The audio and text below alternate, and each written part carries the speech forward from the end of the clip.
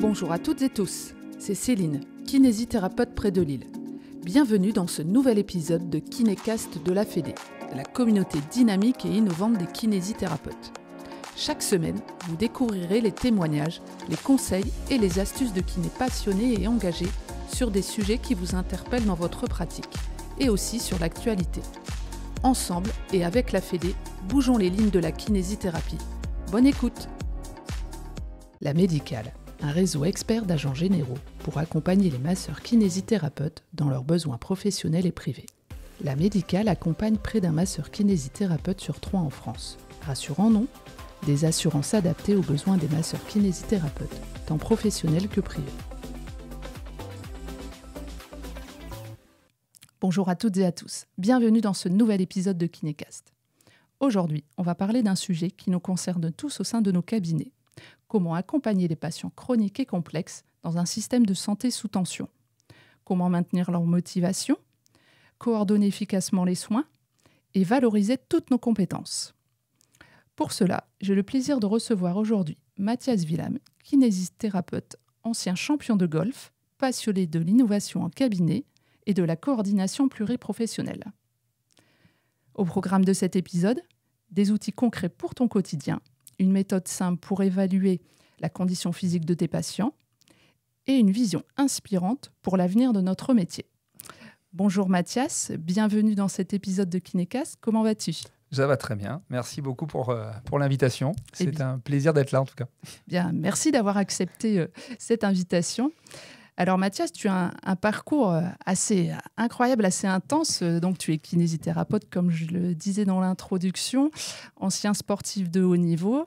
Tu as une expérience de chronicité aussi personnelle et tu as construit un cabinet avec une vision, une approche unique. Mais tout d'abord, pour rentrer dans le vif du sujet, est-ce que tu pourrais te présenter ? En me présentant, je vais me présenter mon cabinet. J'ai construit mon cabinet autour de ma manière de travailler, de ma volonté d'accueillir l'autre. Voilà. J'ai fait un lieu d'accueil. Plus qu'un cabinet, j'ai fait un lieu de vie. Alors, ce lieu de vie, il est collé à mon histoire.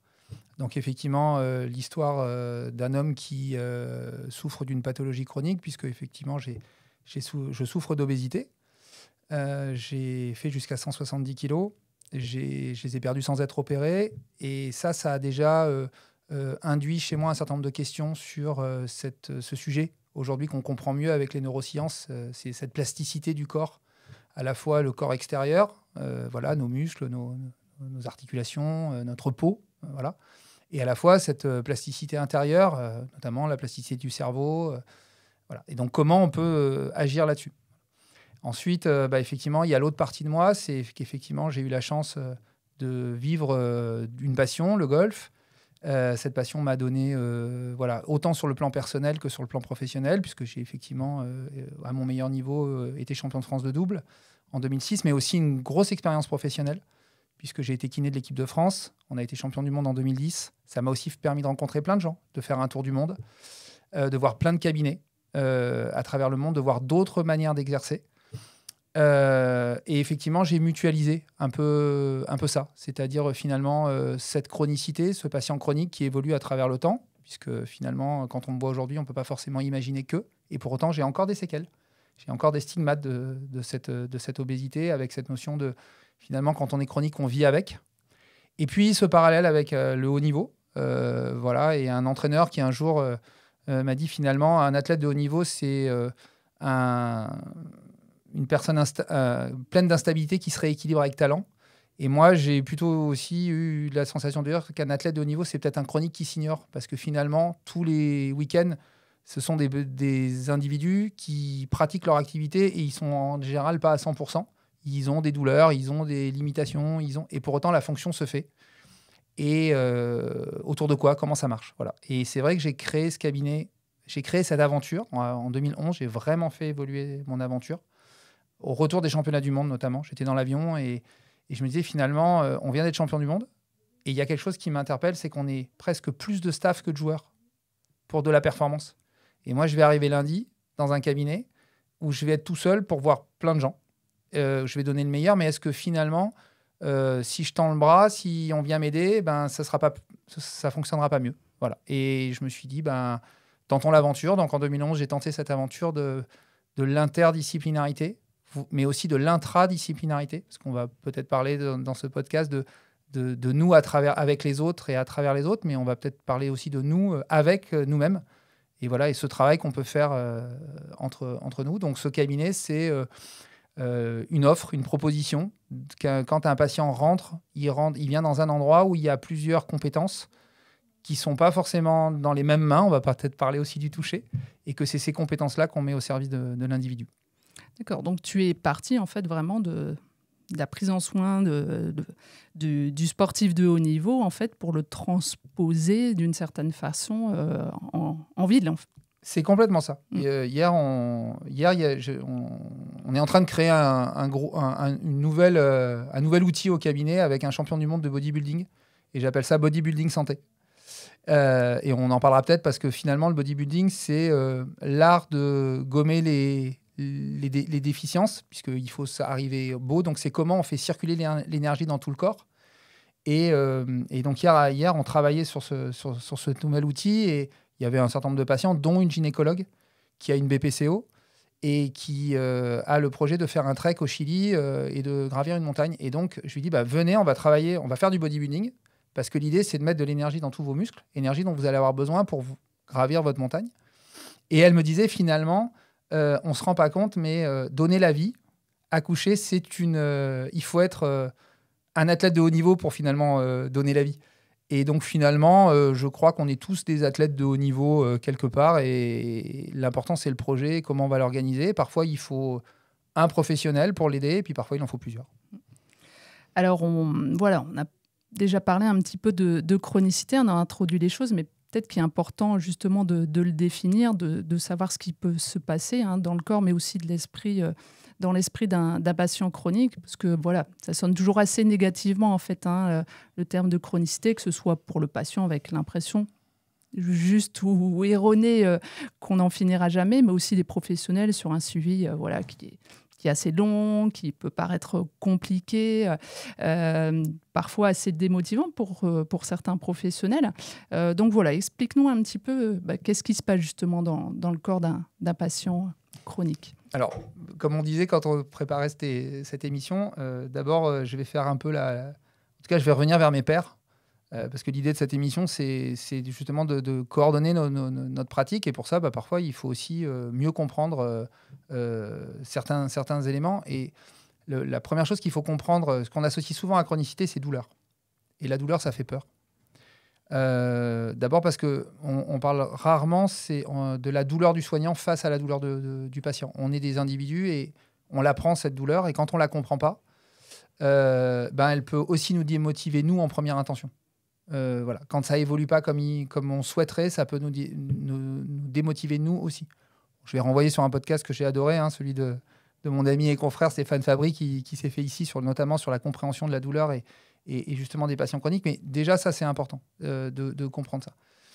Donc, fatalement, on est souvent, quand on voit arriver ces patients qui ont mal depuis longtemps, qui sont polypathologiques, on peut se dire, mais comment je vais faire en fait ? Et des patients comme ça, il y en aura de plus en plus. Il y en aura de plus en plus, d'abord parce que la médecine progresse. Et qu'aujourd'hui, quand moi j'ai été diplômé en fin des années 90, tu te faisais opérer pour garder une forme d'autonomie en général à la maison. Une prothèse de hanche, ça te permettait de rester chez toi, alors qu'aujourd'hui, une prothèse de hanche, ça te permet de courir. Donc ça a complètement changé le paradigme. Donc il y a la notion du vivre avec. Il y a la notion aussi que comme la médecine a progressé, on a de plus en plus de patients qui viennent dans nos cabinets avec une polypathologie ou un nouveau corps. Ça, c'est aussi ce que j'ai appris de moi. Finalement, j'ai un nouveau corps. J'ai fait 170 kilos, puis j'ai perdu du poids, et puis j'ai mis du temps à l'accepter, et aujourd'hui, j'ai un nouveau corps. Néanmoins, ce nouveau corps, il faut apprendre à le faire fonctionner. Et parfois, de le faire fonctionner, ça fait mal. Et donc, on en vient à la compréhension de la douleur. Et donc, évidemment, la première chose qu'il faut faire devant ces patients, c'est qu'il faut repositionner la douleur. La douleur, d'abord, c'est un symptôme qui donne une information. Et cette douleur, il faut oser, en fait, y aller. Cette douleur, elle est soit là depuis longtemps, et donc c'est ce qu'on appelle une douleur chronique, mais elle a en général elle induit en général une modification de nos comportements. Donc effectivement, cet objet du podcast, c'est aussi d'essayer d'amener des outils simples face à ces situations complexes. Donc, j'ai coutume de dire qu'une douleur, c'est aussi en fait une émotion. C'est avant tout une émotion. Pourquoi ? Parce qu'une douleur, elle est, et Stéphane l'explique très bien, elle est produite par le cerveau, mais elle est produite sur la base d'une information qu'il reçoit. Donc, une douleur, c'est une réponse inadaptée à un moment donné, qui peut s'installer dans le temps. Et si ça s'installe dans le temps, il faut en tout cas essayer de comprendre d'où elle vient. Et elle est le fruit en général d'un ressenti, d'une histoire. Ce qui veut dire que là, tout de suite, ce sont nos récepteurs qui peuvent être impactés. Voilà. Alors, est-ce que nos récepteurs, par l'histoire de la vie, par l'histoire des traitements, par l'histoire des croyances, est-ce que finalement, ils fonctionnent correctement ? Est-ce qu'ils sont anatomiquement, est-ce qu'ils vont bien ? Ou est-ce qu'ils peuvent être altérés par certaines choses ? Est-ce qu'ils donnent bien l'information ? Est-ce qu'ils sont inclus dans quelque chose qui les bloque ou qui les surstimule ? Donc ensuite, cet élément remonte dans le cerveau, c'est une information et elle redescend. La douleur, c'est cette partie ressenti et sensation. La douleur, c'est aussi le fruit d'une fonction. Est-ce que je sais le faire ? Est-ce que je peux le faire ? Est-ce que je suis en capacité de le faire ? Il y a vouloir, pouvoir et être. Et à ce moment-là, ça nécessite parfois de l'apprentissage. Ça nécessite parfois de la rééducation. Ça nécessite aussi pouvoir se laisser la possibilité d'y croire. Et finalement, cet élément-là, s'il n'est pas à l'équilibre, ça génère aussi une sensation et donc ça peut générer une douleur. Et la troisième chose, c'est la structure. Et ça, c'est ce qu'on voit tout de suite, c'est le sommet de l'iceberg. La première chose qu'on voit aujourd'hui arriver dans nos cabinets, c'est la structure. Des super images, on voit le patient, mais on ne sait plus réellement comment on va le toucher. Voilà. Et donc ça crée une histoire. Voilà, et j'aime bien parler du modèle des deux cercles, le cercle vicieux et le cercle vertueux qui a été décrit par Vlayen. Et puis comment on passe du cercle vicieux, celui qui nous enferme, au vertueux. Il y a un moment donné, il y a un mur. Et ce mur, il faut le passer. Et parfois, pour le passer, on n'ose pas dire que ça fait peur. On n'ose pas dire que ça fait peur au patient, parce qu'il ne sait pas où il va aller et il ne sait pas ce qu'il va y avoir derrière. Mais ça fait peur aussi parfois aux soignants. Donc, je vais faire une transgression avec le monde du sport. Et ça, tout le monde le vit dans nos cabinets. Quand tu t'occupes d'un patient qui a une rupture du croisé et que tu le ramènes sur le terrain, il y a un moment, comme ce grand singe entre deux lianes, il y a un moment où tout le monde est dans le vide. Il y a qu'est-ce qui va se passer après ? Le moment où ce patient est impatient et 30 secondes après, il redevient un athlète et il te quitte parce qu'il est soigné. Et que toi, en tant que soignant, tu es aussi content parce que cette prise en charge, elle a été réussie, mais tu as aussi cette solitude de dire que cette histoire est finie, puis de toute façon, il y en aura une autre parce que c'est notre job. Le chronique, ce qui est compliqué, c'est qu'il va vivre plein de moments comme ça, mais par contre, il va continuer à vivre avec. Et il faut qu'on se repositionne autour de ça, parce qu'on a un rôle. On a un rôle dans l'histoire du patient en tant que tel, aussi de lui donner une forme de liberté si on a compris un petit peu les mécanismes de la douleur, à quel niveau on va jouer. Est-ce qu'on est sur ce ressenti, sur cette fonction, sur cette structure ? Est-ce qu'on est sur les trois en même temps ? Et à partir de là, il y a aussi, si on comprend que finalement, structure, fonction, ressenti, c'est aussi peut-être d'autres compétences, des professionnels en activité physique adaptée, des psychologues, des diététiciens, d'autres confrères. Voilà, parce que dans la polypathologie, on peut aussi travailler avec des spécialistes de la peau, des spécialistes de la respiration, des spécialistes de l'épaule. Moi, je fais beaucoup de rachis. Je suis spécialisé dans le rachis. J'ai un DU de chirurgie du rachis, j'ai un DU de la douleur, mais ce rachis, il appartient à quelqu'un. C'est l'individu au centre du projet. Et c'est cet individu qu'on soigne dans la chronicité. On ne soigne plus, en fait, une partie du corps ou un symptôme. On utilise les symptômes pour comprendre. On utilise les parties du corps les plus fortes au service des plus faibles. On remodélise en fait tout ça pour un projet et une fonction avec l'humain au centre de tout et nous au service de l'humain. Alors, comment tu évalues justement le patient qui vient d'arriver dans ton cabinet ? Alors, ça fait maintenant 15 ans que je fais ça. Donc, je vais vous livrer en tout cas ce qui me paraît être aujourd'hui la vérité, qui sera sûrement plus celle de demain, bien sûr. Ce qui est riche dans notre métier. Voilà, ce qui est riche dans notre métier. En perpétuelle évolution, oui. Avec cette médecine qui évolue aussi. D'abord, je prends un temps d'écoute. Et ça, je pense que c'est très important. Je crée aussi un cadre. Voilà. Comme toi, tu me reçois dans un cadre qui me met en situation avec le casque. Je fais un cadre où je vais donner la parole au patient. Et souvent, je lui dis, qu'est-ce que je peux faire pour vous ? Vous attendez, très ouvert. Voilà, vous attendez quoi de moi ? Et je conduis ce moment j'ai repris, en fait, j'ai beaucoup travaillé avec des médecins de la douleur, notamment plusieurs médecins qui m'ont marqué, en tout cas en tant que soignant. Le premier et mon prof dans la douleur, c'est le professeur Bredeau, ensuite le professeur Viel, et quelqu'un qu'on connaît pas mal et que j'ai eu la chance de rencontrer et d'échanger un petit peu et de lire son livre, c'est le docteur Marc Lévesque. Et de ça, j'en ai repris 4 questions assez simples qui définissent la première partie de mon anamnèse pour comprendre un peu où en est le patient dans cette situation de condition physique. Parce que très souvent, ces patients chroniques, si on fait une traduction et qu'on commence à rentrer dans notre métier, c'est souvent des patients déconditionnés. Voilà. Et ça, déconditionné, on sait faire. Un patient déconditionné, un patient chronique qui a mal et tout, la douleur, c'est peu palpable. C'est, comme on l'a dit, très personne dépendante.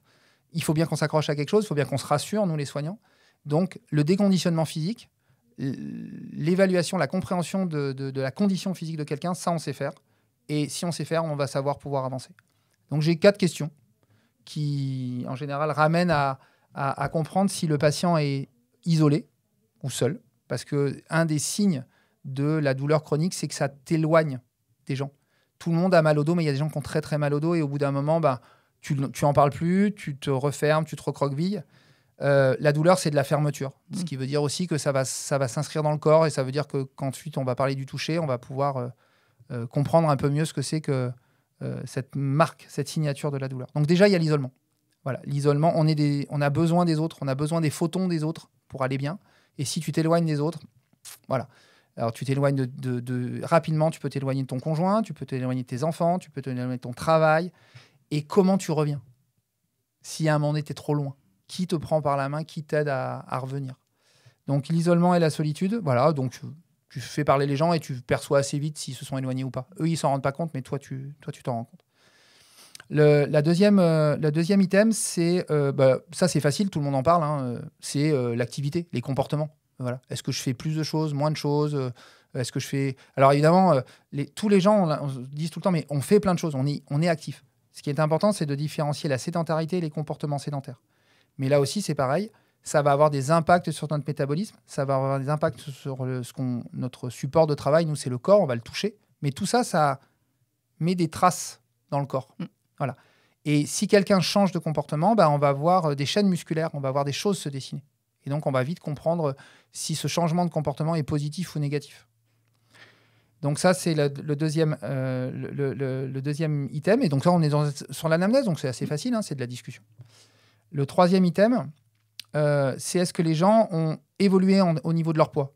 Est-ce qu'ils ont pris du poids ou est-ce qu'ils ont maigri? Ça ne nous intéresse pas trop. C'est l'information. Ce qui va être très intéressant, c'est de se dire, OK, s'ils ont pris du poids ou qu'ils ont perdu du poids, la question, c'est quel est l'impact sur le rapport de masse? Parce que pour aller bien, il faut un rapport de masse. Et quand les gens sont déconditionnés, en fait, leur rapport de masse est modifié. Mais là, encore une fois, avec la main, c'est facile. Hier, j'ai vu une patiente. Facile, cette main, tu mets sur la cuisse. Cette cuisse, tu sens que tu as l'impression qu'entre la peau et le fémur, tu as une place énorme. Et là, tu sais apprécier si c'est tonique, si ça glisse bien, si c'est contracté, si c'est induré. En fait, tu as toutes les infos. Si tu sais juste écouter et juste toucher et réceptionner, tu as ces infos-là. C'est un échange. Et puis tout de suite, la manière dont tu vas toucher, comme la douleur est une émotion, et que chaque muscle, globalement, pour des raisons qu'on n'aura peut-être pas le temps d'expliquer là, mais que j'adorerais expliquer, je vais essayer d'écrire un article là-dessus, a toutes ces informations. Et finalement, je ne sais pas si tu l'as forcément vu, tu touches quelqu'un et les gens te racontent une histoire. Et si tu touches à un autre endroit, les gens te racontent une autre histoire. Tout ça parce que l'histoire, elle se met quelque part. Voilà. À chaque fois que tu vis une émotion, il y a une réponse dans ton corps et l'endroit qui répond, c'est le muscle. Donc, le rapport de masse, c'est très, très important. Et il est aussi lié à l'histoire. Quelqu'un qui aura été opéré d'une sleeve, quelqu'un qui aura eu une opération, la cicatrice, elle est là. Voilà. Elle est dans le corps. Donc, ce rapport de masse, il est très important parce que c'est ça qu'on va essayer d'aller chercher aussi. Et c'est là qu'on va ensuite parler d'interdisciplinarité et d'intradisciplinarité parce que si on veut modifier ce rapport de masse, on verra que parfois, il faut des expertises que nous n'avons pas forcément. Mais par contre, il faut toucher. Et donc, les gens ont besoin de notre expertise du toucher pour savoir s'ils font bien. Voilà, cette notion du résultat. Et le quatrième item que je regarde, qui est plutôt lié au vieillissement, Mais le problème d'un patient chronique, et quand il est douloureux en phase aiguë ou subaiguë, c'est qu'on a l'impression qu'il vieillit plus vite. Et que si tu fais les choses bien, tu as l'impression qu'il rajeunit. C'est Pierre Portereau qui avait écrit ça et qui avait montré notamment... On ne refait pas vraiment l'histoire. Il y a des choses qui ont déjà été 1000 fois écrites. Et on sait que notre capital musculaire, en fait, va baisser, comme les neurones, va baisser en fait, avec la vie. Mais tant que ce capital musculaire est supérieur à la ligne de vie, à partir du moment où vous stimulez le corps correctement, il va reprogresser. Donc, il n'y a pas de limite, en fait, à rajeunir. On vieillira, mais l'idée, c'est de vieillir en bonne santé. Il n'y a pas de limite dans le rajeunissement du moment que la stimulation est adaptée et toujours quand même à haute intensité. Donc, il faut oser parler de haute intensité, même chez les personnes âgées. Voilà. Et même chez les enfants. C'est juste qu'elle doit être adaptée et appropriée pour ne pas être lésionnelle. Voilà. Le trop est l'ennemi du bien, mais le peu est aussi l'ennemi du bien. Donc, il faut trouver ce lien et c'est le toucher qui amène ça. Et donc, finalement, j'ai appelé ça la théorie des 4 S.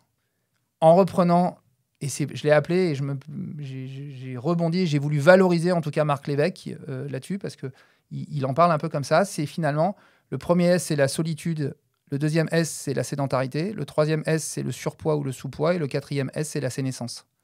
Et on prend ces 4 S et on essaye de voir à peu près. Et si un patient présente un S, bon, on va dire que ce n'est pas très grave. S'il en présente 2, il faut déjà commencer à peut-être s'engager un peu dans le discours. S'il en présente 3, c'est déjà nécessaire. Et s'il en présente 4, je pense que c'est indispensable. Donc, merci pour ces outils très concrets. Alors ensuite, une fois cette évaluation effectuée, comment tu fixes les objectifs avec ton patient? Alors, une fois que j'ai eu ce temps de discussion, il y a un temps qui est fondamental pour moi, c'est le toucher.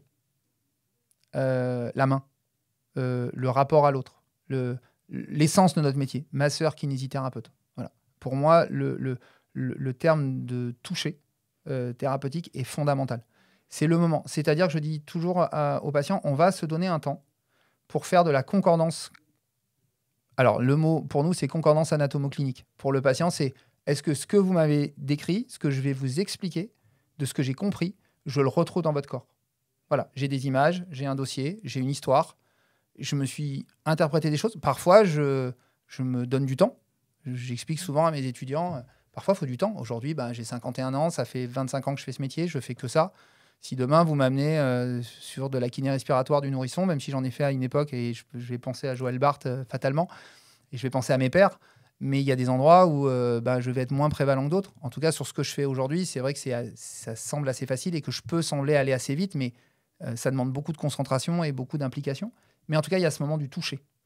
De toucher l'individu et de trouver cette concordance anatomo-clinique. À partir du moment où j'ai trouvé cette concordance anatomo-clinique, je suis en capacité, et les patients le comprennent parfaitement, je suis en capacité de leur dire, écoutez, voilà, maintenant on va corréler ça au projet. Est-ce que vous voulez faire le marathon de New York? Ce qui n'est pas la même chose. Est-ce que vous voulez juste être dans votre canapé et lire un bon bouquin? Mais dans tous les cas, il faut être en bonne santé pour pouvoir vivre les choses. Donc, la bonne santé, pour moi, déjà, de manière très simple, c'est la qualité d'un individu à tenir l'équilibre sagittal. Là, on est assis sur des tabourets, il faut se tenir droit, il faut se tenir, on est en train de parler. Si tu ne te tiens pas droit, tu es vite essoufflé, tu as vite chaud. Voilà. Ne serait-ce que dans cet environnement-là, ça paraît rien, mais il faut avoir une certaine condition physique pour pouvoir faire ce que tu vas faire toute la journée. Moi, je vais le faire qu'une fois, toi, tu vas le faire toute la journée. Rester assis et pas sortir épuisé ce soir, ça nécessite des qualités physiques. Donc, ça veut dire que tu pourrais venir au cabinet et tu pourrais avoir une problématique X et tu me dirais, mais moi, le projet, c'est ce que je fais, c'est mes podcasts et il faut que je sois aussi disponible pour le premier que pour le dernier. Et il va falloir que je tienne la conversation, il va falloir que je tienne ma voix, il va falloir que je tienne ma respiration, Et donc, pour ça, déjà, un des premiers signes cliniques de la condition physique, c'est la capacité d'un patient à tenir un bon équilibre sagittal et à le restituer au moment où on le demande et à l'automatiser. L'équilibre sagittal. L'équilibre sagittal, c'est l'équilibre de la vie. Si tu es bien équilibré, une danseuse, c'est la fluidité du geste. Ça veut dire, mais surtout, en termes métaboliques, ça veut dire que tu respires bien. Donc, ça veut dire que tes échanges énergétiques gazeux et ton oxygène, t'en as plus. Ça veut dire que tu digères mieux. Ça veut dire que ta circulation se fait mieux, puisque tout est ici. L'usine à production d'énergie, elle est là. Ça veut dire aussi que tu penses mieux, parce que tu peux regarder et apprécier ce qu'il y a autour de toi. Donc déjà, la première chose que tu regardes, c'est l'équilibre sagittal. C'est ce qui est altéré tout de suite avec le vieillissement. Pourquoi ? Parce que pour ne pas tomber, tu te recroquevilles, tu te mets en position de flexion, cette position de sécurité. Alors que nous, ce qu'on va chercher, c'est donner une position d'extension et d'érection, différente de l'extension. Voilà, être érectile, pour pouvoir appréhender et pour pouvoir mieux s'adapter à la situation. Donc déjà, il y a les 4 S. Ensuite, il y a cette capacité d'autograndissement, de fluidité. Là, il y a des muscles gâchettes. Voilà. Et par le toucher, on va apprécier les muscles toniques et les muscles phasiques, ce qui te permet de te tenir et ce qui va te permettre de bouger. Et là, on est toujours dans des choses assez simples. Je dis souvent à mes étudiants, je ne sais pas ce que je vais vous apprendre parce que mon plus bel outil, c'est mes mains. Voilà. Et mes mains vont induire le reste. Parce que mes mains vont me donner des informations. Ces informations vont monter à mon cerveau, histoire de la douleur, de l'émotion. Et surtout, ça va me permettre d'y croire. Parce que justement, je vais me faire cette histoire, je vais me transposer dans l'histoire du patient, je vais dire, OK, votre passé, c'est ça, votre présent, c'est celui-là, et votre avenir, on va le faire ensemble. Mais c'est ça, soigner. C'est cet athlète qui veut rejouer après qu'ils sont croisés. On ne doute pas. On a fait nos tests, voilà. La chronicité, c'est un peu plus complexe parce que ça nous ramène aussi à notre propre histoire. Et il faut... s'occuper d'un patient chronique, c'est aussi travailler sur soi. Et c'est ça qui est difficile. Il faut travailler sur son empathie, qui est différente de l'affection, parce que ça va durer longtemps. Donc il faut de l'empathie, et de l'empathie, ça se travaille, c'est mettre une certaine distance. Et c'est pas facile, parce que nous, on touche, on est là, et on voudrait que ça arrive tout de suite, quoi. Notre métier, il est merveilleux. Je pense que c'est un des plus beaux métiers du monde, de fait, parce qu'on est avec et dans les gens. Et il faut savoir être à cette distance pour pas être trop perturbant. Donc, il y a de l'empathie. Il faut beaucoup de disponibilité. C'est pas facile d'être disponible pareil de 8h du matin à 19h. On est un des métiers qui travaille le plus. Voilà, ça peut pas dire que les autres travaillent pas, hein, mais on travaille beaucoup. Donc, être disponible tout le temps. Il faut aussi de l'endurance et de la qualité pour nous et de la qualité physique même pour nous-mêmes. Il faut beaucoup de professionnalisme. Parce qu'on peut pas s'occuper. Il faut s'engager. On ne s'engage pas sur des croyances. Par contre, il ne faut pas perdre l'intuition. Donc, la frontière entre l'intuition, le professionnalisme avec l'intuition et la croyance, c'est léger. Et donc, et c'est pour ça que s'occuper de ce type de patient seul, c'est pas si simple que ça. Indépendamment du fait que, on verra après dans ce podcast, il faut être plusieurs pour certaines choses. Donc, quand vous avez la disponibilité, le professionnalisme, l'empathie, il faut de l'honnêteté. Et ça, c'est dur aussi. Parce qu'il faut de l'honnêteté avec soi-même. J'ai un peu d'émotion quand je le dis, parce que parfois, il faut se dire que ça va pas marcher, qu'on peut pas tout. Voilà, et c'est dur. Il faut de l'honnêteté aussi, parce que parfois, il y a des émotions et que vous êtes face à des situations où le vivre, c'est aussi parfois des moments difficiles. Parce que je parle de patients chroniques, il y a différentes chronicités. La chronicité d'un patient musculo-squelettique n'est pas la même d'un patient métabolique, n'est pas la même que d'un patient neurodégénératif. Les issues ne sont pas les mêmes. L'accompagnement n'est pas le même.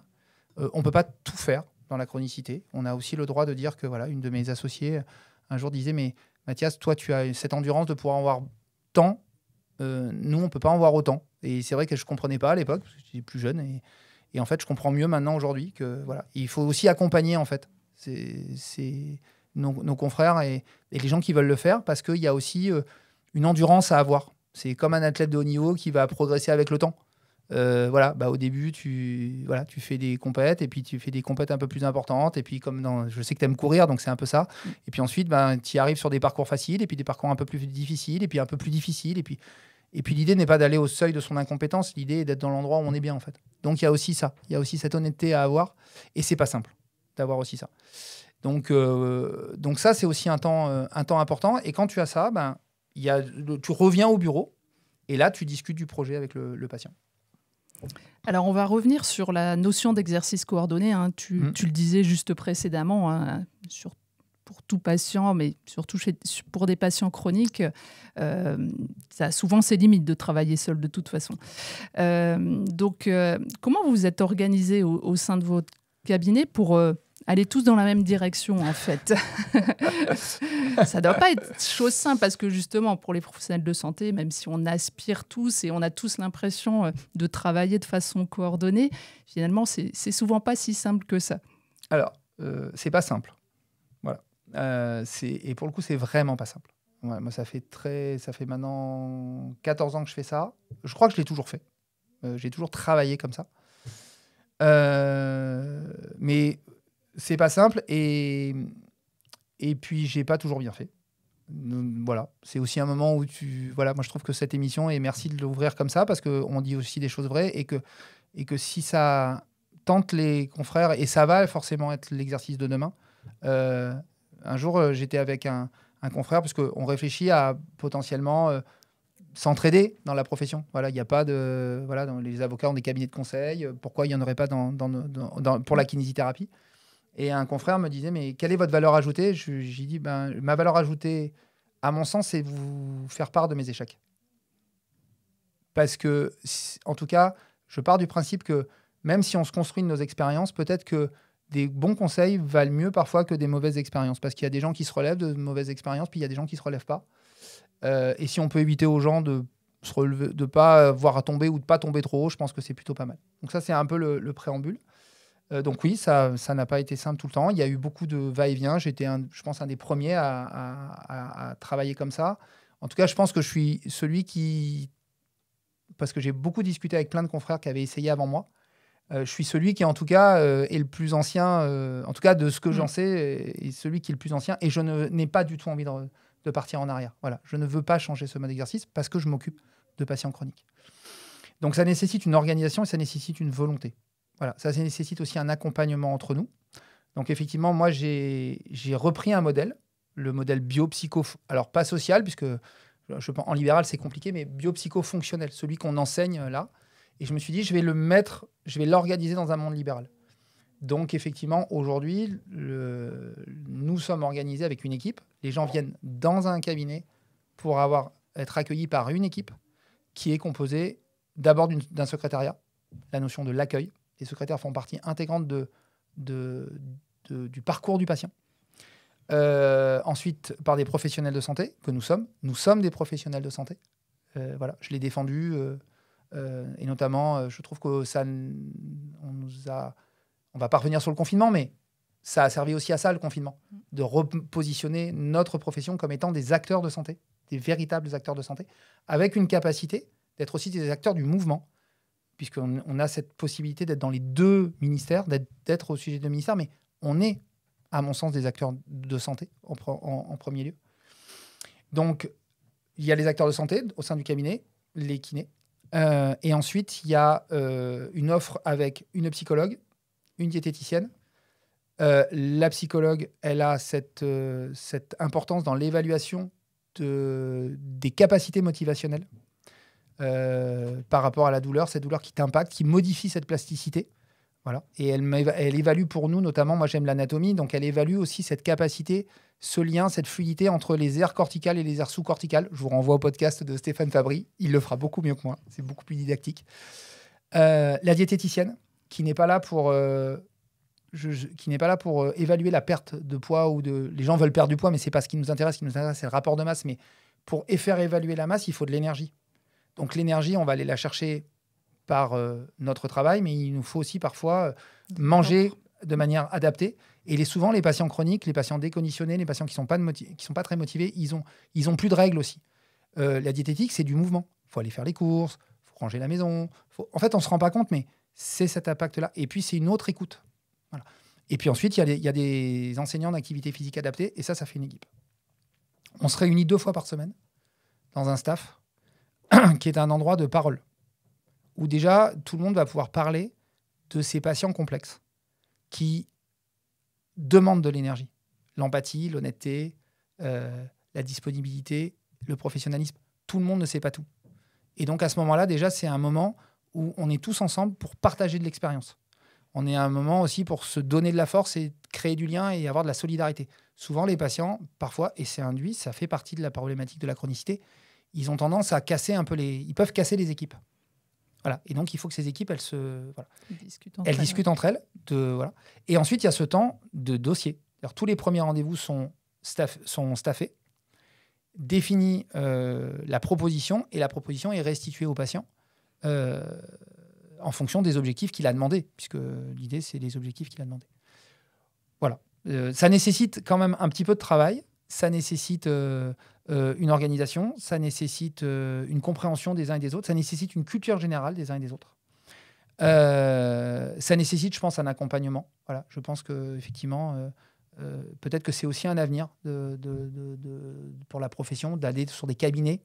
Voilà. Une autre style de cabinet. Je suis élu à la Société française de sport santé. Je suis secrétaire général de la Société française de sport santé. Il y a les maisons santé, hein, tout le monde connaît ça. Moi, j'ai tendance à dire qu'aujourd'hui, le cabinet de kinésithérapie, c'est le premier niveau de la maison sport santé. D'abord parce qu'il y a beaucoup de chroniques. On fait bouger les gens. Et si vous regardez bien, c'est déjà en fait une maison sport santé à elle toute seule qui va devoir reventiler. Alors, où effectivement, il y a des structures qui sont plus structurées, comme peut être la mienne aujourd'hui, ou moins structurées. Et à ce moment-là, on structure avec ce qu'on a sur le territoire, via les MSP, via les CPTS.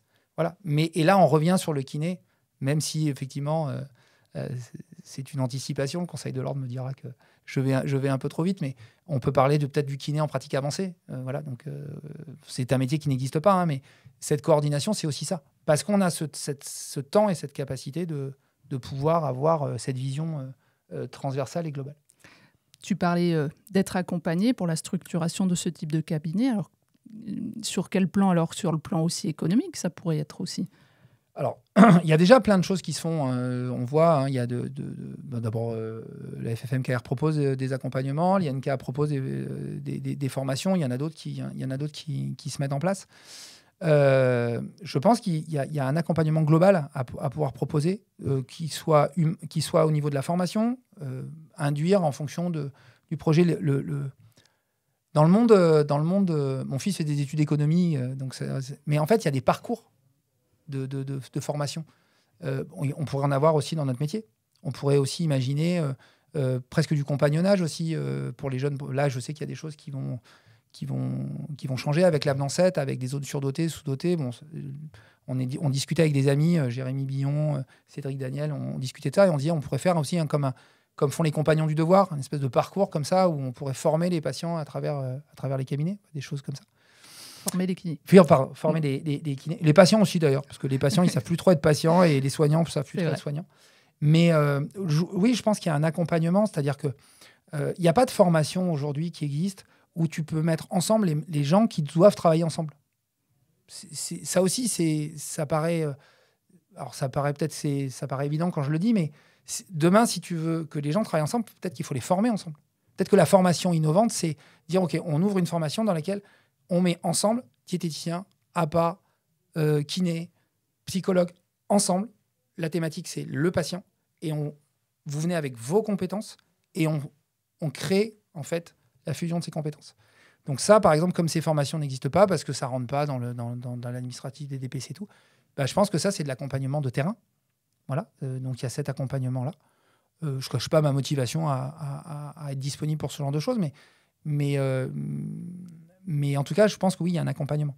Et pas uniquement que financier. Mais même si aujourd'hui, nos entreprises, puisque un cabinet, c'est une entreprise, nos entreprises sont mises à mal actuellement. Parce que c'est compliqué.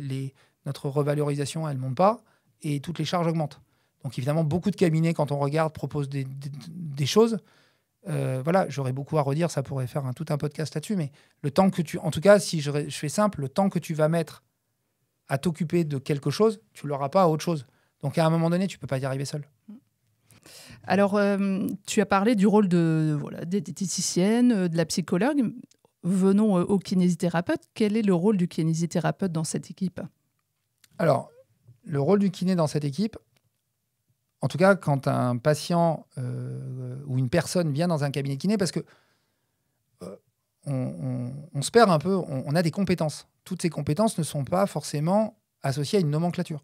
On peut venir dans un cabinet de kiné, chercher des compétences d'un kiné et pas forcément être pris en charge par une ordonnance.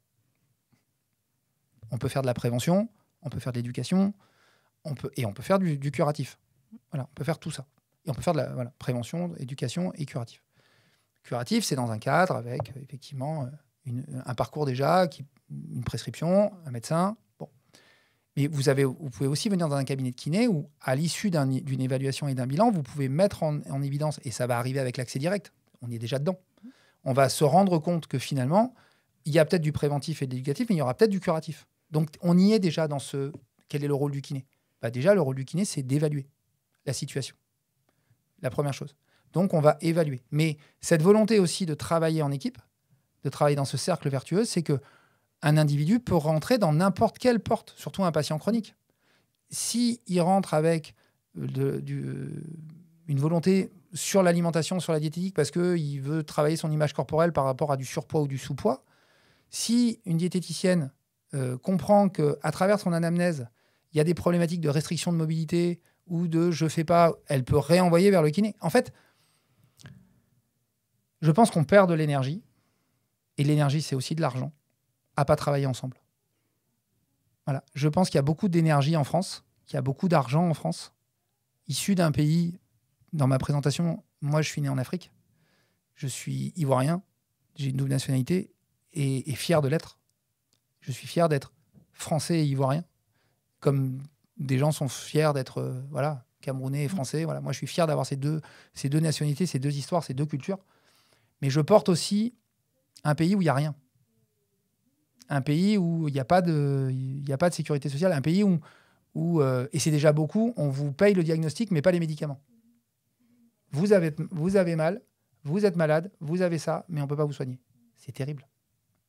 Nous, en France, on a tout. Alors, tout n'est peut-être pas assez remboursé, tout n'est peut-être pas assez... Mais on a tout. Et tout n'est pas dans la nomenclature. Donc, mais d'abord, il faut évaluer avec honnêteté, disponibilité, professionnalisme, empathie, parce qu'il va falloir tenir un discours de vérité, qui n'est pas simple. C'est super difficile. On n'est pas formé à ça. On ne nous a pas éduqués à ça. Surtout, moi, les vieux kinés, les jeunes peut-être un peu différents, mais les vieux, on ne nous a pas formés à ça. Ça fonctionnait. On n'était pas... voilà. On n'a rien à vendre. Je dis souvent aux patients, quand on parle de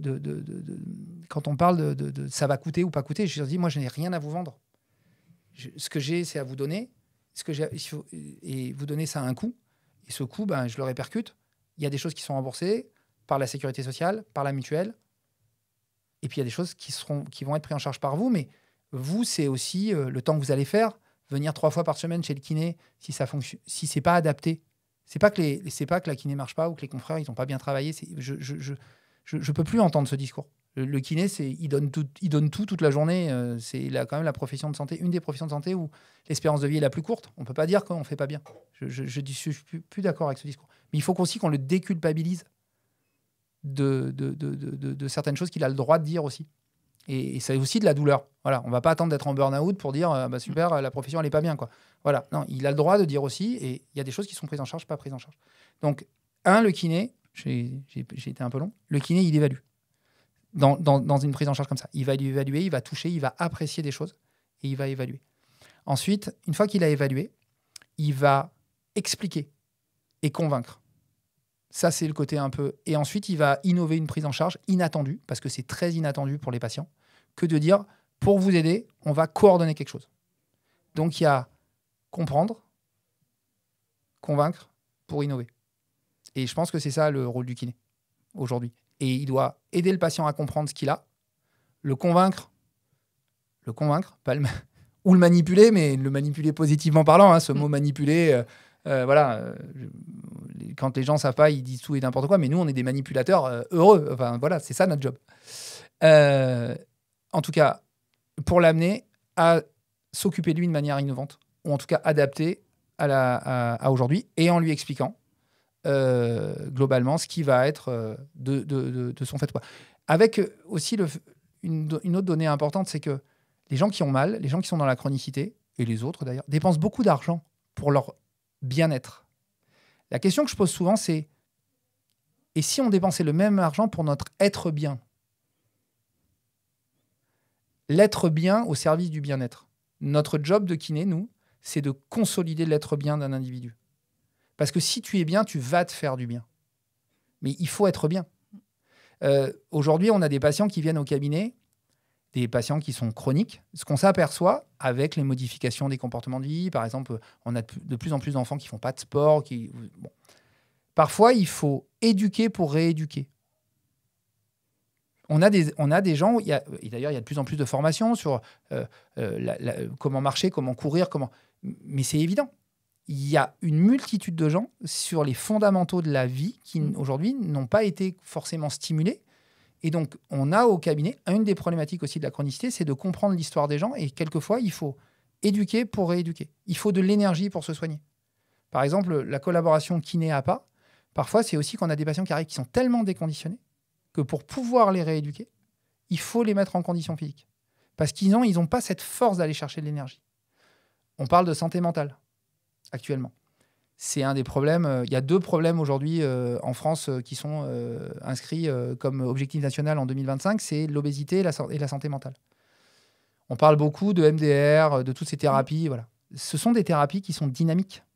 Si vous n'avez pas d'énergie, c'est excessivement compliqué de faire que le MDR marche. On va dire le MDR marche pas. Mais souvent, ça marche pas parce que le patient ne peut pas le recevoir. Pour des gens qui savent ce que c'est qu'un peu ces thérapies-là. Voilà. Donc, l'obésité, on perd du poids. Ouais, j'ai jamais autant bougé, mais oui, mais si vous avez des restrictions, si vous mangez pas correctement, si vous n'avez pas un bon équilibre sagittal, si vous faites du sport en étant complètement en chaîne de flexion, votre rendement, votre économie, votre ergonomie, votre biomécanique va être impactée. Et au lieu d'être dans quelque chose qui est efficient, endurant et bon pour votre santé, vous allez dans quelque chose qui va être endurant, douloureux et qui va renforcer ce fameux cercle vicieux. Donc le kiné, à mon sens aujourd'hui, il est déjà là pour ça. Dans cette médecine de 2025, qui nécessite un temps d'évaluation, un temps de toucher. On avait fait une soirée, avec le syndicat dans le Gard et on a fait une grande table ronde. J'avais fait médecin, on avait fait médecin, patient, organisme de remboursement.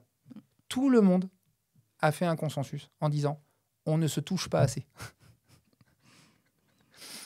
Bon, cette médecine en silo, qui a beaucoup d'expertise, elle souffre d'un manque de toucher. Et je pense que le premier rôle qu'on a, c'est celui-là. Alors, pour être très concret, en fait, lorsqu'on a justement préparé cet échange aujourd'hui, tu m'as parlé le cas d'un de tes patients, en fait, qui avait mobilisé toute votre équipe. Est-ce que tu peux nous partager justement un petit peu les éléments concrets, voilà, que tu as abordé au début du traitement pour justement établir ton plan d'action envers ce patient et jusqu'où tu as pu l'amener? Alors, c'est intéressant parce que ça va illustrer complètement la problématique de la chronicité. Donc, c'est un patient qui a 33 ans, qui arrive au cabinet. On s'occupe de lui depuis 7 mois maintenant et qui est tombé de 3 étages. En fait, l'histoire, c'est que c'est vraiment une histoire de vie. Il a un rendez-vous très important. Il arrive chez lui, c'est à Paris. Et en fait, il a le dossier de sa vie qui est dans son appartement. Et il se dit, je vais passer par le balcon. Parce que j'ai laissé la fenêtre ouverte. Il passe par le balcon, la fenêtre n'est pas ouverte. Il est bloqué sur ce balcon, il veut casser la vitre. Il tape sur la vitre, il part en arrière et il tombe de 3 étages. Quand il arrive au cabinet, il est parfaitement opéré. Il a été en centre de rééducation. Et il est autonome chez lui. C'est comme ça qu'il arrive au cabinet. Alors, opéré, il est ostéosynthésé sur 4 étages. Il a l'aile iliaque qui est ostéosynthésée. Et il a une douleur neuropathique avec une atteinte de la racine L4 et donc une absence de releveur. Plus un trauma hyper important, puisqu'on se doute bien que quand vous avez vécu un élément comme ça, il y a un traumatisme important, donc un traitement médical, antidouleur, neuroleptique, anxiogène, hyper important. Évidemment, il a pris du poids, il est complètement transformé et il n'y a pas de projet de vie. Et quand il arrive au cabinet, la prescription, c'est rééducation de la hanche. Évidemment, ce type de patient, quel est le projet ? Il n'y en a pas. Je veux plus avoir mal. Oui, mais là, difficile d'aller dire la douleur est dans votre cerveau quand même. Ou la douleur est produite par votre cerveau. Mais bien en fond, c'est ça. Donc, il y a toute une prise en charge qu'on a fait, où on a remis la condition physique. Donc, la condition physique, c'est quoi? C'est déjà refaire du sport avec tout ce qui va bien, parce qu'il n'a que la jambe droite, quelque part, qui est altérée, mais lui, voilà. Donc, ça, c'est une condition physique. C'est discuter de la douleur, des difficultés du quotidien, comment je me regarde quand je prends, voilà, comment j'accepte mon corps, quand je vois toutes ces cicatrices, comment je retrouve une sexualité, quand quelque part je suis pas touchable, ou que quand on va me toucher, je vais avoir un aspect cartonné, un aspect hypersensible, comment je vais bouger, comment je vais reconduire. Voilà, donc il y a eu des moments, voilà, il a reconduit comment, un jour il était prêt, je le sentais prêt, il est arrivé pour une séance et la séance a été, vous allez prendre ma voiture, vous allez la sortir du parking, on va faire le tour du pâté de maison et vous allez voir, vous pouvez reconduire, puisqu'il était parti dans une histoire où il allait peut-être avoir une voiture pour handicapés et tout. J'ai dit mais pas du tout. Voilà. Donc la prise en charge, c'est une fois que vous avez tout expliqué au patient, vous lui dites ok, on a du curatif, une hanche, des douleurs neuropathiques, un releveur à récupérer, puisqu'on avait fait un électromyogramme qui montrait qu'en fait, que la racine L4, en fait, elle était excessivement faible, mais elle fonctionnait. Donc, ça, c'est notre job. Voilà, notre job de récupérer tout ce qu'on peut récupérer. Parallèlement à ça, il faut de l'énergie. Il faut dormir. Il faut essayer de diminuer les traitements, parce que les traitements, ils impactent. Ils impactent la coordination, ils impactent la vigilance, ils impactent... Même s'ils soulagent, ils détruisent. Donc, il faut les diminuer. Et il faut aller chercher de l'énergie dans le corps, cette fameuse énergie dont on parlait. Il faut le redresser. Il faut qu'il puisse regarder mieux les choses. Donc là, il faut faire du sport. Sport adapté. Voilà. On travaille avec des appâts sous nos recommandations. Ce n'est pas un contrôle, c'est un échange. Ce qui n'a strictement rien à voir. On se nourrit des compétences des uns et des autres. Ce qui va être produit par les enseignants en activité physique va nous aider dans la rééducation. Ce qu'on va faire dans la rééducation va aider les appâts. Et à l'arrivée, ça aide le patient. Ensuite, il y a l'aspect... Je renvoie encore à Stéphane, je vais insister, mais sur la douleur, il faut travailler le système nerveux central. Le système nerveux central a été impacté. Mais pour travailler le système nerveux central, tu travailles avec les psychologues et les psychiatres. Tant qu'il n'y a pas d'énergie, on ne peut pas les travailler. Donc, d'abord, les psychologues et les psychiatres stabilisent le temps que nous, on puisse travailler, puisque vous imaginez, ce qu'il faut imaginer, c'est qu'à chaque sensation, émotion, tu reviens sur le passé. Tu n'es pas encore dans l'avenir. Il faut déjà créer un présent. Tu ne peux pas être dans l'avenir. Mais tu le projettes. Toi, tu le projettes pour lui. Voilà. Donc là, il faut une équipe. Et puis, il y a des up and down. Voilà. Et puis là, donc 3 kinés. Il y a un confrère qui s'occupe vraiment que du pied. Enfin, une consoeur que du pied, que de la jambe. Voilà. Moi, sur le rachis, l'activité, la coordination avec les appâts, la coordination avec les kinés. Une autre consoeur sur beaucoup plus de relaxation, du somato-émotionnel. Voilà. La psychologue et le psychiatre qui stabilisent, le temps que tout ça, ça remonte en termes d'énergie. Après, on est dans une autre phase, arrive la phase du curatif sur le plan psychologique. Mais pour ça, il faut toujours de l'énergie. Il va mieux sur le plan fonctionnel et structurel. On peut partir sur les ressentis et la psycho. Mais il faut tenir l'énergie dont on va avoir besoin. Et ensuite vient le moment de l'après. Ce sportif qu'on veut faire, qu'on va ramener sur le terrain avec son croisé, qui va courir. Et donc, effectivement... j'arrive et je lui dis, on va courir. Courir c'est pas possible. On peut pas courir. Si, on va courir. Oui, mais mon pied, il se relève pas. On va mettre un petit releveur. Comme on met une genouillère, pour un croisé, on va prendre un petit releveur élastique et puis ça va le faire. Et puis on fait un petit test en indoor. Et puis ensuite, on crée un événement. Parce que tu peux pas aller courir s'il n'y a pas une translation. Donc, on a créé un événement. Avec mon Nîmes, il y a un événement qui s'appelle l'Urban Trail. J'invite tout le monde à venir le faire. C'est la visite de la ville de Nîmes à travers une course. Tu es passionné de course, viens à l'Urban Trail. Avec plaisir. Et donc, on a fait ça avec l'Urban Trail. Ils ont amené des t-shirts. Voilà. Mais par contre, tout ça était pour faire un cadre. Mais à l'intérieur du cadre, je suis parti avec... Donc, il y avait moi. Il faut un professionnel de santé pour accompagner le kiné du sport, à côté du terrain. Il faut le coach. Il faut l'APA qui, lui, va se concentrer sur la technique, mais qui n'a pas la vision santé. Et donc, on est parti courir. Et après, il y a la liberté.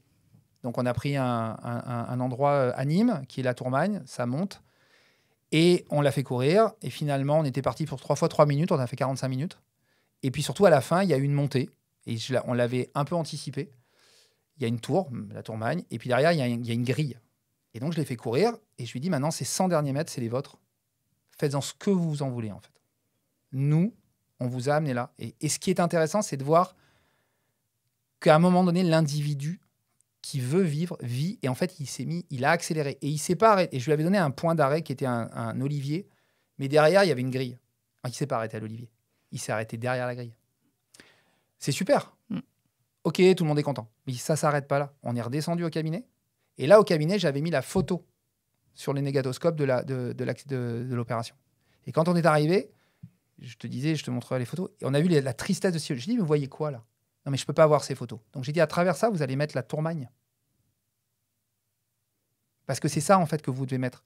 Vous devez mettre la nouvelle émotion, la nouvelle sensation, qui n'est pas de la douleur, mais qui demain sera de la douleur, parce que demain, c'est des courbatures. Et évidemment, il arrive le lendemain, content de boiter, puisqu'il avait couru. Mais pourquoi je vous dis que c'est intéressant, parce qu'on a parlé de ce cas? Il est parti en vacances, ça fait 3 semaines qu'il n'a rien fait. 3-4 semaines qu'il n'a rien fait. Il s'est donné du temps et il fallait souffler. Et évidemment, il est arrivé hier au cabinet avec une douleur de dos. Et là, on est retombé dans le cercle vicieux parce que là, alors il a un spasme du carré des lombes à droite. Voilà. En fait, il n'y a rien. Mais il n'est pas encore assez costaud. Et là, si effectivement, on n'est pas ensemble, tous ensemble, et on le voit, par exemple, dans l'équipe du cabinet, qu'en fonction des uns et des autres, l'émotion n'est pas la même, ben, c'est là où il faut le professionnalisme, l'empathie, la structure. Voilà. Parce qu'en fait, on repart, c'est normal, on s'arrête, 4 semaines, vous n'avez rien fait, vous avez vécu. Vous n'avez pas encore assez automatisé pour entretenir sans nous, en fait. Mais c'est pas grave, ça va le faire. Et on a fait les soins qui vont, et déjà hier, ça allait mieux. Et aujourd'hui, il revient au cabinet. Et en fait, on est sur cette phase de reprise cette semaine. Et c'est ça, s'occuper d'un patient chronique. Son patient chronique, c'est qu'il faut toujours, nous, être prêts à ce moment où tu peux revenir sur cette pain experience. Et là, il faut être prêt. Et là, il faut réévaluer tout de suite. Parce qu'évidemment, il faut être sûr que tu es bien dans ta problématique structurelle et fonctionnelle et pas dans une autre problématique qui va nourrir cette émotion et cette douleur dont on parlait au début du podcast. Et là, à partir du moment où tu as revalidé tous tes éléments, tu repars. S'occuper d'un patient chronique, c'est l'évaluer à chaque fois qu'il arrive. Et surtout pas poser la question, ça va bien aujourd'hui? Parce que s'il vous dit que ça va pas, fatalement, vous risquez, vous, de douter. Donc, il faut poser plein d'autres questions. Qu'est-ce que vous avez fait la veille? Qu'est-ce que vous avez pensé faire demain? On réévalue ces 4 S tout le temps, simplement, parce que c'est ces 4 S-là qui font qu'on va avancer. Donc, ça revient sur le rôle de soigner, on sait soigner. Voilà. On évalue, on soigne, bien sûr, et on coordonne, c'est-à-dire qu'à la fois, on donne de la sécurité aux patients, mais on donne de la sécurité au staff. C'est pour ça que cette discordance aujourd'hui entre les kinés et les APA, je la trouve injustifiée. Parce que quand on va se retrouver devant ces patients qui sont si complexes, on a besoin de se sentir les uns et les autres en sécurité et on a besoin des compétences des uns et des autres parce que si on est en sécurité, si on est dans notre être bien à nous, on va faire du bien aux gens. C'est toujours cette notion de être bien pour faire du bien, quoi. Et pas dans le bien-être. Voilà. Il faut que le kiné aussi, à mon avis, en tout cas c'est ma conviction, il faut qu'on nous affranchisse. On n'est pas des professionnels du bien-être, on est des professionnels de l'être bien. Voilà. Quand on a un LPG dans les mains, quand on a un iQoon, enfin je fais de la pub pour rien, quand on a de la technologie dans les mains, on est des gens qui faisons de l'être bien. On n'est pas, voilà, il y a d'autres personnes qui font du bien-être. Alors comment tu sais justement sur ce patient qui va être capable d'être autonome en fait, que tu vas avoir le libérer entre guillemets? À quel moment? Ouais. Ou comment tu vas savoir? Comment c'est l'évaluation? Comment c'est le projet? C'est l'évaluation globale, parce que là, on voit bien que sur ces types de patients... Mais ce modèle-là, ça pourrait être aussi le modèle de l'après-cancer. Quand est-ce qu'on sait qu'un patient est autonome au moment où on dit à un patient, tu es en rémission d'un cancer, notamment dans le cancer du sein. Voilà. Très souvent, les patients, on leur dit, c'est bon, maintenant, vous êtes en rémission, donc les soins s'arrêtent. C'est décrit dans la littérature, cette dépression. Après ce moment où on s'est occupé de toi, on a été surinvesti pour toi. Et on sait aujourd'hui, pour discuter avec pas mal d'oncologues, qu'on n'est pas très bon aujourd'hui dans l'après-cancer. Mais encore une fois, on ne va pas se flageller. C'est l'histoire de mon histoire avec l'Afrique. On a déjà tout ça. Mais peut-être qu'il faut qu'on s'améliore un peu dans cet après. Peut-être que c'est aussi le moment où cet exercice coordonné, c'est aussi rappeler aux patients que patient, c'est pas aussi avoir droit à tout sans rien donner non plus. L'individu doit aussi donner à son staff. Donc, le kiné, le professionnel de santé est aussi là pour ça, mais nous, on voit les gens beaucoup. Donc, on fait aussi de l'éducation à l'individu à lui-même et à la santé en général. Comment on sait que le patient... Ça, c'est la partie la plus difficile aujourd'hui. Pourquoi ? Parce que D'abord, c'est difficile de rompre un lien, de rompre une relation thérapeutique. C'est difficile parce qu'il y a un côté addictif. Et donc, le patient, il a du mal à partir. Donc, c'est difficile pour les deux, déjà. Il faut déjà avoir l'honnêteté de le dire. Aujourd'hui, j'ai pallié ça. Et je travaille là-dessus depuis plusieurs mois maintenant. Et je pense que c'est la bonne méthode. C'est de faire du séquentiel. On fait des projets. Voilà, on se donne des phases. Et à chaque phase, on réévalue. Voilà. Et alors, pour être pragmatique, je base ça sur l'évolution des temps musculaires. Voilà. On sait que voilà, un tissu, il évolue dans notre métier entre... On a des repères, 3 semaines, 6 semaines, 3 mois. Voilà. Ça, c'est des repères anatomiques qu'on a après l'école. Voilà. Donc, on fonctionne comme ça. Et on réévalue. Et dans ce temps d'évaluation, à chaque fois, toujours les 4 S de départ, ça marche très bien. Tu vois que les S, ils diminuent. Tu sens que le patient, il est autonome. Voilà. D'abord parce qu'il se le dit, en fait. En se parlant, il s'écoute. C'est un peu comme l'histoire du casque. Il s'entend. Et comme il s'entend, il a la réponse. Et là, c'est beaucoup plus fluide. Jusqu'il n'y a pas très longtemps, j'étais pas très bon. Mais c'est vrai que c'est difficile, cette partie-là. C'est pour ça que je voulais avoir tes tips. J'étais pas très bon. Et effectivement, la question, parce que effectivement, je ne sais pas si tu en parleras ou pas, tout n'est pas pris en charge dans des prises en charge comme ça. Donc, il y a effectivement des coûts patients. Voilà. Voilà. Mais ça ne peut pas être l'argent qui dit j'arrête ou j'arrête pas. Voilà. Il y a aussi ce moment qui est très important dans un projet thérapeutique écrit où on explique. Voilà. C'est-à-dire que le patient explique, voilà, ça c'est pris en charge, ça c'est pas pris en charge, ça va vous conduire à ça, il va se passer ça. Il faut être très attentif aussi. Il y a un côté... surtout sur les premiers rendez-vous, au début, le patient chronique, il peut sauter dans quelque chose en pensant que c'est de la solution miracle.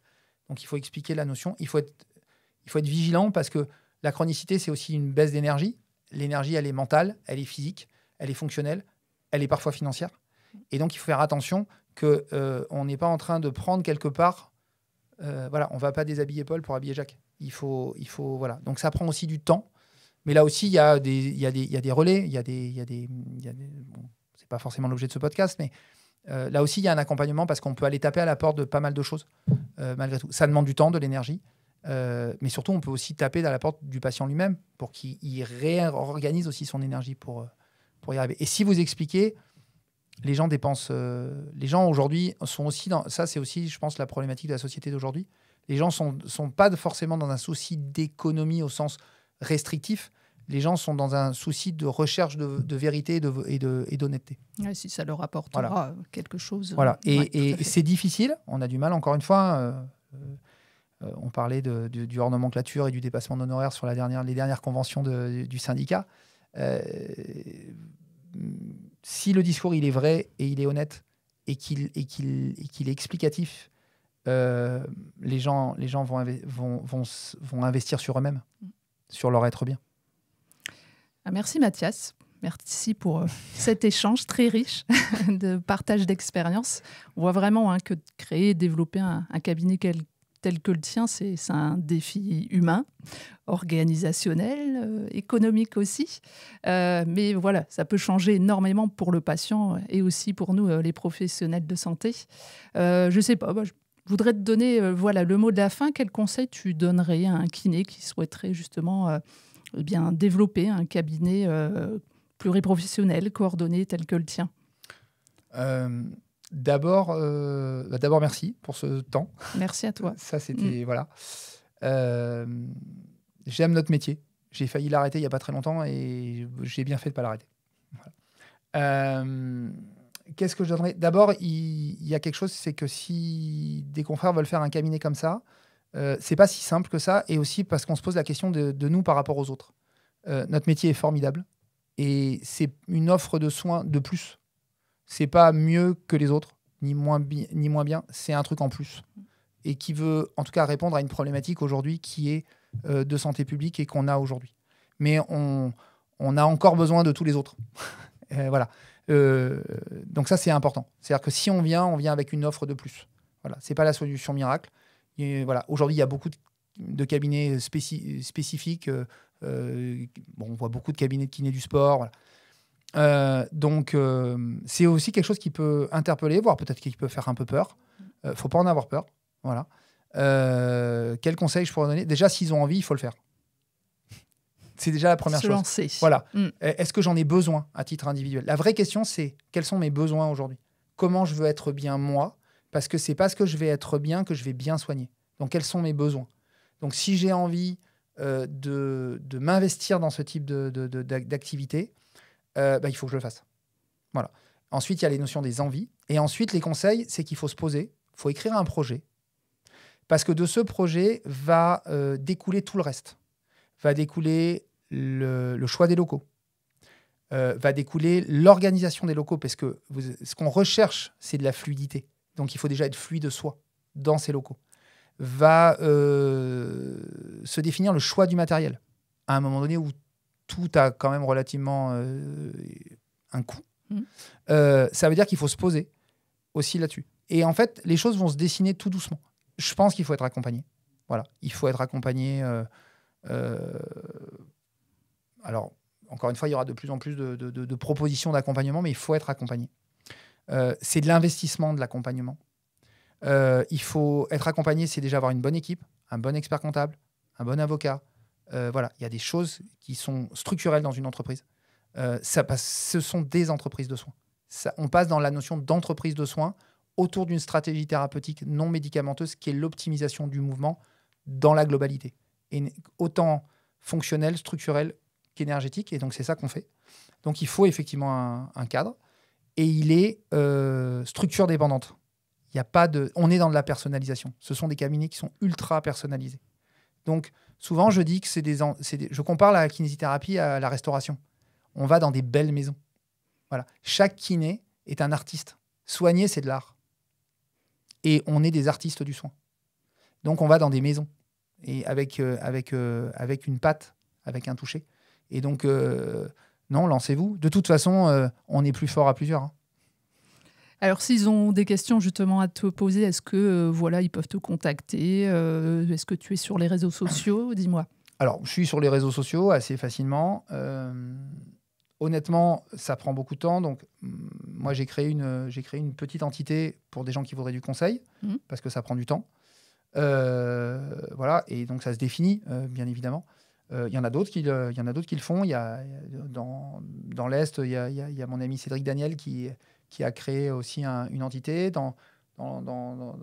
côté de Tarbes, il y a Jérémy Billon. On est en train aussi de discuter, tous les trois, justement de comment on peut unir, parce que l'un est très sur la kiné du sport, voilà, et je pense qu'il a beaucoup de choses à apporter.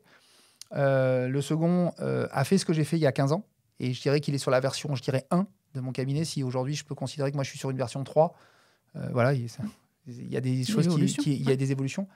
Voilà, et je discute beaucoup avec eux pour que justement, peut-être, on coordonne quelque chose.